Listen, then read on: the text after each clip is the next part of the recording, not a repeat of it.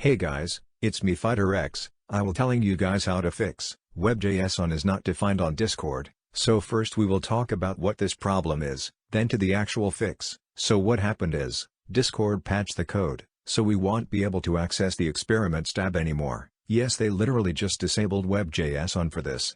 But don't worry, some homies created a new code that helps you to get to experiments. Now let's get to the fix and snap back to Discord.